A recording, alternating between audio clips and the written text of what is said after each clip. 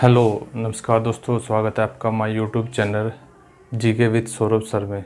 दोस्तों आज हम बात करेंगे प्राचीन भारत के इतिहास के मध्यपाषाण काल के बारे में।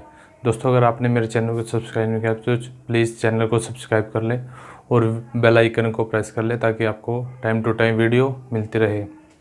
तो चलिए दोस्तों शुरू करते हैं आज का अपना लेक्चर। दोस्तों अगर आपको वीडियो अच्छी लगी तो प्लीज़ वीडियो को लाइक करें और शेयर करें दोस्तों। तो चलिए दोस्तों आज शुरू करते हैं आज का अपना लेक्चर। जैसा कि आप जो मेन टाइटल देख सकते हैं, प्राचीन भारत का इतिहास दोस्तों। ठीक है दोस्तों, प्राचीन भारत का इतिहास के आज हम मध्यपाषाण काल के बारे में बात करेंगे दोस्तों, क्योंकि जो पूरा पाषाण काल है वो मैंने ही अपनी पहले पिछली वीडियो में वो करा दिया दोस्तों। ठीक है, अगर आपने वो नई वीडियो नहीं देखी तो प्लीज़ वो वीडियो जाके देख ले, जो पार्ट 1 के नाम से यूट्यूब पे है दोस्तों। ठीक है दोस्तों, तो चलिए दोस्तों शुरू करते हैं। जो आज हम बात करेंगे वो मध्यपाषाण काल के बारे में बात करेंगे दोस्तों, मेसोलिथिक एज के बारे में, मध्यपाषाण काल के बारे में। दोस्तों मैं आपको थोड़ा पिछला रिव्यू दे दूं दोस्तों, जो पिछली वीडियो में था। प्राग ऐतिहासिक काल दोस्तों, प्राग ऐतिहासिक काल वह काल होता है दोस्तों जिसका हमें कुछ भी लिखित या कुछ भी ऐसा साक्ष्य नहीं मिला जिससे हम इतिहास के बारे में जान सके।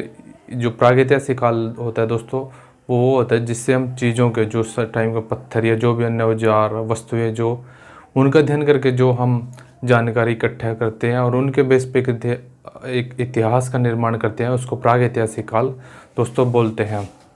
सेकंड है आद्य ऐतिहासिक काल दोस्तों। आद्य ऐतिहासिक काल दोस्तों वो काल है जिसमें हमें लिखित साक्ष्य तो मिले लेकिन वो पढ़े नहीं जा सके या उनसे जो जानकारी है वो एकत्रित नहीं की जा सकी। वो कोई भी रीज़न हो सकता है, वो पढ़े नहीं जा सके, वो समझे नहीं दे जा सके, ये कारण है और उनसे वो जानकारी इकट्ठा नहीं की जा सकी। जैसे हड़प्पा सभ्यता, हड़प्पा सभ्यता है दोस्तों वो आद्य ऐतिहासिक काल का ही पार्ट है, कि उसमें जो बहुत सारे ऐसे जानकारी है जो अभी भी हमें उसके बारे में नहीं पता, क्योंकि जो उसकी लैंग्वेज है वो दोस्तों हम अभी नहीं पढ़ पाए दोस्तों। ठीक है दोस्तों, तो सेकंड है ऐतिहासिक काल दोस्तों।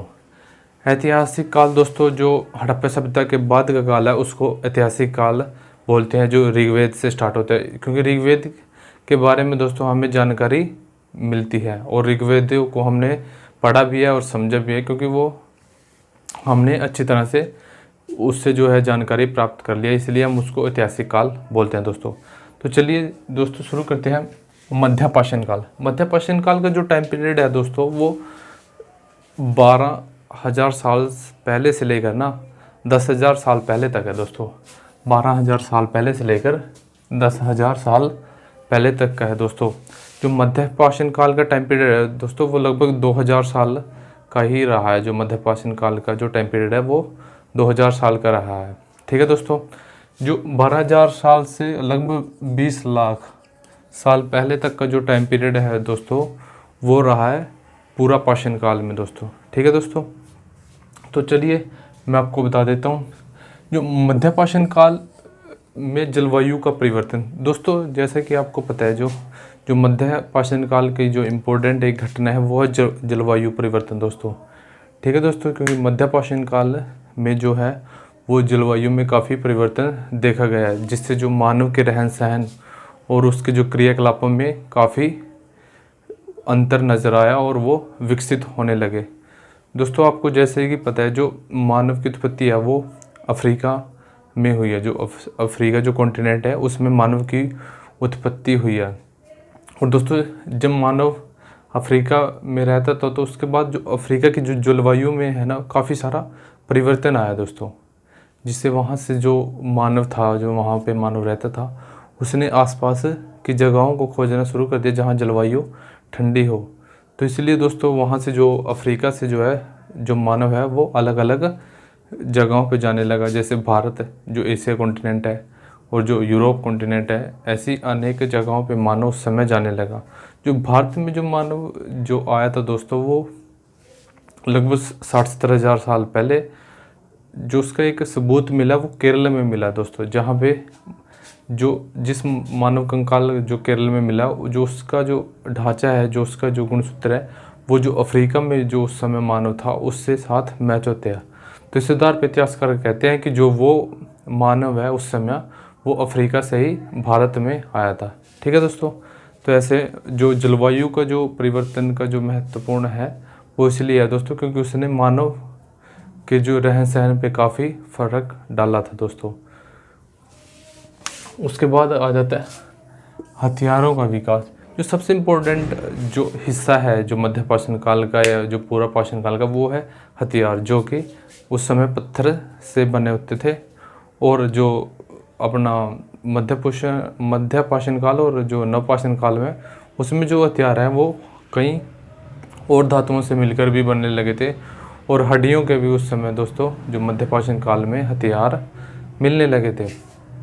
तो हथियार माइक्रोलिथ, आप देख रहे हैं माइक्रोलिथ जो वर्ड है दोस्तों, ये इसलिए माइक्रो का मतलब होता है सूक्ष्म और लिथ का मतलब होता है पत्थर यानी सूक्ष्म पत्थर। जो दोस्तों जो औजार है ना वो सूक्ष्म हो गए थे, मतलब छोटे हो गए थे। जो पूरा पाषाण काल में औजार जो यूज़ होते दोस्तों वो काफ़ी बड़े औजार यूज़ होते थे, लेकिन जो मध्य पाषाण काल में जो औजार यूज होने वो उनका जो साइज़ है वो छोटा और काफ़ी प्रभावी हो गया दोस्तों, जिससे शिकार करना आसान हो गया। क्योंकि जो इतिहासकार हैं जो मध्य पाषाण काल और जो पूरा पाषाण काल को जो बांटते हैं और नव पाषाण काल को बांटते हैं, उनका जो एक विशेष जो आधार है बांटने का वो है हथियार। और पत्थरों के जो बने हथियार होते थे उन्हीं के आधार पे वो उसको अलग अलग पार्ट्स में डिवाइड करते हैं दोस्तों। ठीक है दोस्तों। तो उसके बाद पशुपालन करना। जो पशुपालन की क्रिया है दोस्तों उस समय की एक महत्वपूर्ण क्रिया है।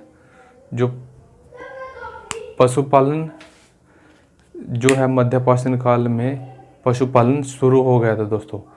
जैसे कि आपको पता है जो पूरा पाषाण काल था ना दोस्तों उसमें पशुपालन नहीं था। उसमें जो मानव था वो आर्किटेक्ट था या शिकारी था। ठीक है दोस्तों। और जो अब जो इसमें मध्य पाषाण काल में जो मानव है वो कैसा हो गया है, मध्य पाषाण काल में मानव पशुपालन करना शुरू कर देता है, लेकिन बहुत बड़े ज़्यादा पैमाने पर तो नहीं कर पाया मानव इस मध्य पाषाण काल में। क्योंकि जो पशुपालन का बहुत ज़्यादा विकास वो नव पाषाण काल में हुआ, लेकिन मध्य पाषाण काल में जो मानव ने है वो उसका पशुपालन करना शुरू कर दिया दोस्तों। ठीक है दोस्तों। उसके बाद आता है मध्य पाषाण काल में औजार जैस्पर, एगेट, चर्ट और चालसीडनी पदार्थों से बने मिले। जो मध्य पाषाण काल में जो औजार मिले वो दोस्तों वो अलग अलग पदार्थ से बने मिले। जो पत्थरों के औजार थे वो तो थे ही दोस्तों, लेकिन जो इसके अलावा जो अलग अलग औजार मिले वो उसमें है एक तो जैस्पर, एगेट, चर्ट और चालसीडनी दोस्तों। ये जो 4-5 है जिन पदार्थों के उस समय में औजार बने दोस्तों हमें मिले हैं। ठीक है दोस्तों। उसके बाद इस काल में मानव कंकाल के साथ कुत्तों के कंकाल भी प्राप्त हुए दोस्तों। जैसे कि आपको पता है जो मानव कंकाल को दफनाया जाता है ना उन्हीं के साथ उस समय में जो पालतू जानवर है कुत्ता उसको भी दफनाया गया है, जिसके साक्ष्य हमें मिलते हैं दोस्तों। इसी के आधार पे हम कह सकते हैं कि जो उस काल में जो मानव काल में ना जो वो पशुपालन शुरू हो गया था दोस्तों। ठीक है। क्योंकि जो मानव कंकाल के साथ कुत्तों के कंकाल भी मिले हैं, तो हो सकता है कि जो उस समय में जो मानव के काफ़ी करीब रहे हों कुत्ते और वो उनको पालना शुरू कर दिया और ताकि वो उनकी रक्षा कर सके और उनके शिकार में काफ़ी ज़्यादा सहायता कर सकें। ठीक है दोस्तों। उसके बाद इस युग में आग का प्रयोग काफ़ी ज़्यादा बढ़ गया था दोस्तों। ठीक है। जैसे कि आपको पता है मैंने पिछले वीडियो में आपको बताया था जो आग का आविष्कार वो पूर्व पाषाण काल में ही हो गया था, लेकिन उस समय जो आग का उतना ज़्यादा प्रयोग वो लोग नहीं कर पाए थे। लेकिन जो मध्य पाषाण काल के लोग थे उन्होंने आग का प्रयोग काफ़ी बड़ी मात्रा में करना शुरू कर दिया दोस्तों। ठीक है दोस्तों। उसके बाद एक और जो मेन फैक्ट है माइक्रोलिथ खोज 1867 ईस्वी में कार्लाइन द्वारा विंध्य क्षेत्र से की गई। ठीक है दोस्तों। जो माइक्रोलिथ की खोज है ना, वो 1867 ईस्वी में कार्लाइल द्वारा जो विंध्या का क्षेत्र है उससे की गई दोस्तों।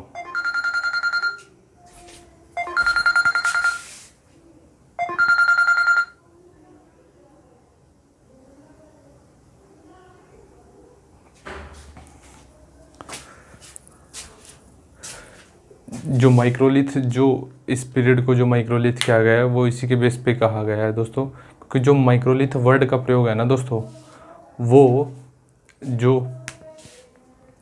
कार्लाइल नामक जो पुरातात्विक एक थे, उन्होंने 1867 ईस्वी में विंध्या के क्षेत्र से जो सूक्ष्म पत्थर में मिले, उनके आधार पे इस पीरियड को माइक्रोलिथ पीरियड कहा गया। ठीक है दोस्तों, तो आप इनका जो है जो पुरातात्विक है, इनका आपको ध्यान में रखना पड़ेगा कार्लाइल का। ठीक है दोस्तों, अब मैं आप कुछ इम्पोर्टेंट जो क्षेत्र है उनके बारे में भी आपको बता देता हूँ।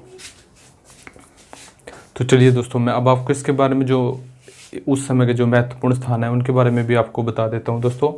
जो इम्पोर्टेंट प्लेसेस है उस टाइम के, बागोर जो काफ़ी इम्पोर्टेंट प्लेस है दोस्तों उस समय का, जो राजस्थान में है, बागोर और आदमगढ़ जो मध्य प्रदेश में दोस्तों, ये दो क्षेत्र हैं जहाँ से पशु पालने के साक्ष्य प्राप्त हुए हैं दोस्तों। ये बात आप बिल्कुल ध्यान रखना है, जो एग्ज़ाम में पूछ सकते हैं कि कहाँ से मध्यपाषाण काल में पशु पालने के साक्ष्य प्राप्त हुए हैं। तो उन दो प्लेसेस के नाम क्या है दोस्तों, बागोर और आदमगढ़ दोस्तों। ये आप ध्यान रखना, जो बागोर है वो राजस्थान में और ठीक है दोस्तों। और इसके बाद जो है भीमबेटका जो मैंने आपको बताया कि जो भीमबेटका की जो गुफाएं है ना दोस्तों, और जो उसमें चित्र मिले, वो तीनों ही जो 3 पीरियड्स हैं ना जो पाषाण काल के, वो तीनों ही पीरियड्स में अलग अलग हमें प्राप्त हुए हैं। इसमें जो कुछ चित्र हैं वो भीमबेटका में मध्य पाषाण काल के भी हैं, नव पाषाण काल के भी हैं और पूरा पाषाण काल के भी हैं। ठीक है दोस्तों, तो ये आप ध्यान रखना, ये काफ़ी इंपॉर्टेंट प्लेस है भीमबेटका जो मध्य प्रदेश में है ये भी दोस्तों। ठीक है, जो अगर ये आपको ये चित्र देखना हो दोस्तों, तो ये आप एनसीईआरटी में जाके, जो 6th क्लास के एनसीईआरटी है उसमें चित्र देख सकते हैं, ताकि आपकी एक इमेज बन सके। ठीक है दोस्तों, उसके बाद ये सराय नाहराय, ये उत्तर प्रदेश में है दोस्तों। यहाँ से जो कंकाल मिले हैं, जो मनुष्य के साथ जो कंकाल मिले हैं वो यहीं से मिले हैं दोस्तों। जो मनुष्य के साथ जो कुत्तों के या जानवर के कंकाल मिले हैं वो कहाँ से मिले हैं दोस्तों, वो सराय नाहराय से ही मिले हैं दोस्तों। ठीक है, उसके बाद आता है चौपानी मांडो या चौपनी मांडो या चौपानी मांडो, ये यूपी में ही है दोस्तों, ये भी उत्तर प्रदेश में। यहाँ से जो है मृदभांड मिले हैं दोस्तों। ठीक है दोस्तों, क्या मिले हैं, मृदभांड दोस्तों। आप ये जो मृदभांड है ये काफ़ी जगह से और अलग अलग पीरियड में मिले हैं, और इसकी अगर आपको इमेज नहीं पता है तो प्लीज़ एनसीईआरटी में जाके मृदभांड की इमेज देख लेना।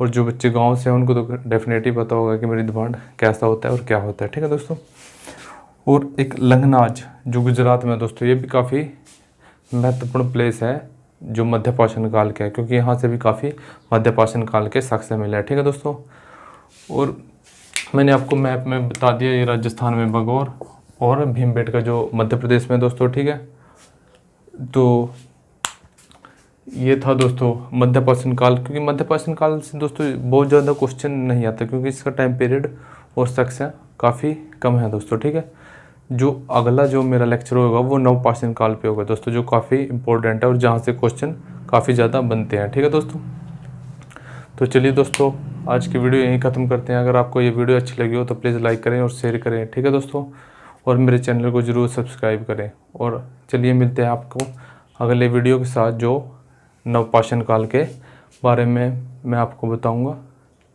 तो ठीक है, चलिए दोस्तों, जय हिंद जय भारत दोस्तों।